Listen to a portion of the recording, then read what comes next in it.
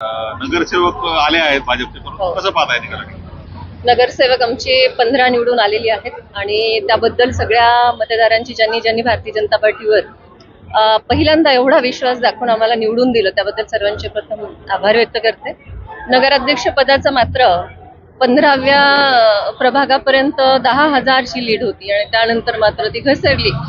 तर मला एवढंच म्हणायचं, हा ट्रेंड मतदानाचा कुठे चाललाय, कुठल्या दिशेने चाललाय आणि कशाला प्राधान्य देऊन चाललाय हे बीडकरांनी परत एकदा लक्षात घ्यावं आणि यात सुधारणा होईल पुढच्या इलेक्शनला असं अपेक्षा करू.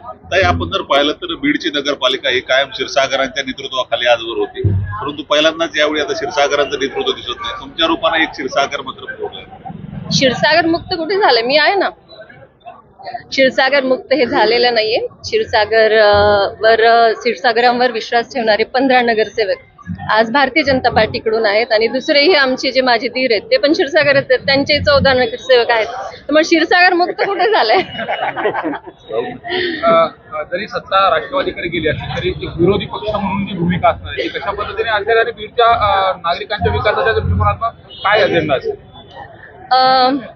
एजेंडा तर आमचा प्लॅनिंग, आता कुठे आम्ही निवडून आलो त्यामुळे आता प्लॅनिंग तर इथून पुढे आमचं जे आहे त्या पद्धतीने आम्ही जाऊ. सगळे आमचे आता पंकजताईचं थोड्याच वेळात आगमन होत आहे, सगळे नगरसेवकांची मिळून एक मीटिंग होईल आणि त्यानंतर आमची पुढची वाटचाल कशी असेल, कुठल्या पद्धतीने असेल असं आम्ही ठरवू.